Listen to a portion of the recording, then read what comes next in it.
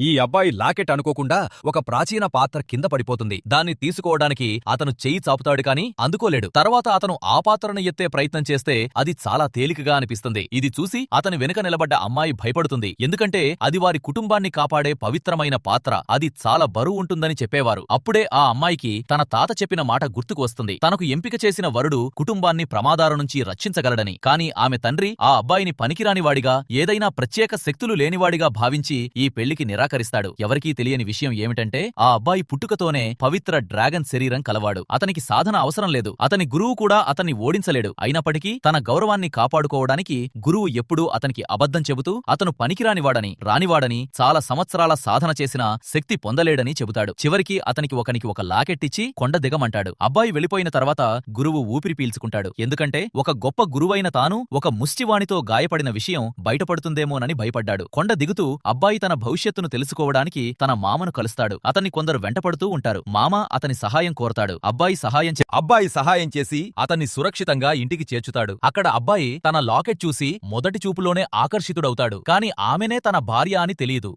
అతనే తన కూతురికి నిర్ణయించిన వరుడని గుర్తిస్తాడు. కాని అతను తన కూతురికి సరిపోడని భావించి తన గుర్తింపును దాచిపెడతాడు. అబ్బాయి వెళ్లబోతున్నప్పుడు అతని లాకెట్ మళ్లీ పాత్ర కింద పడిపోతుంది. దీంతో అమ్మాయి అతను సాధారణ వ్యక్తి కాదని అర్థం చేసుకుంటుంది. మరియు తన తండ్రికి చెప్పాలని అనుకుంటుంది. అదే సమయంలో ఒక శిష్యుడు వచ్చి మార్షల్ ఆర్ట్స్ పాఠశాల వాళ్లు సవాల్కు వచ్చారని చెబుతాడు. మామ కోపంగా బయటికి వెళ్తాడు. తన తండ్రి గాయపడ్డాడని, గెలవలేడని తెలిసిన అమ్మాయి అబ్బాయిని సహాయం కోరాలని అనుకుంటుంది. కాని అబ్బాయి తాను కేవలం వేగం, బలం మాత్రమే ఉన్నాయని చెప్పి ఫస్ట్ నిరాకరిస్తాడు. ఆమె నిరాశగా ఉండటం చూసి చివరికి ఒప్పుకుంటాడు. బయటికి వచ్చాక ప్రత్యర్థులు ఒక శవపేటికతో వచ్చి ప్రాణాంతక యుద్ధానికి సిద్ధమవుతారు. మామ కూడా ఆ సవాల్ను అంగీకరిస్తాడు. నగరంలోని అత్యంత శక్తివంతమైన గురువు కూడా అక్కడికి వస్తాడు. కుటుంబంలోని పెద్ద శిష్యుడు ముందుకు వస్తాడు. మామకు ఆశ ఉంటుంది. కాని అతను ముందే శత్రువులతో చేతులు కలిపి ఉండటంతో వెంటనే ఓడిపోతాడు. తర్వాత మరో శిష్యుడు ముందుకు వస్తాడు. అబ్బాయిచ్చిన సలహాతో అతను ప్రత్యర్థిని ఓడిస్తాడు. అమ్మాయి ఆశతో అబ్బాయిని చూస్తుంది. కాని శత్రువులు తర్వాత నగరంలోని గొప్ప గురువు పిలుస్తారు. అమ్మాయి మళ్లీ అబ్బాయిని సహాయం కోరుతుంది. కాని అతను గెలిచే అవకాశం లేదని చెబుతాడు. కొద్దిసేపట్లో రెండో శిష్యుడు కూడా ఓడిపోతాడు. అప్పుడు అమ్మాయి తన లాకెట్ తీసి తానే అతని భార్య అని చెప్పి వెంటనే వెళ్లిపోవాలని కోరుతుంది. అబ్బాయికి తన గురువు మాటలు గుర్తుకు వస్తాయి. ఆమెను రక్షించాలి అని. ఇప్పటికే గురువు బలహీనతను గమనించిన అబ్బాయి ముందుకు వచ్చేందుకు నిర్ణయించుకుంటాడు. అదే సమయంలో గురువు మరో శిష్యుణ్ణి చంపబోతుండగా అబ్బాయి ఒక చేతితో అతని కత్తిని పట్టుకొని అతని ప్రాణాన్ని తీసేస్తాడు. ఆ కత్తితో అతన్ని సవాలలు చేస్తూ యుద్ధానికి సిద్ధమవుతాడు.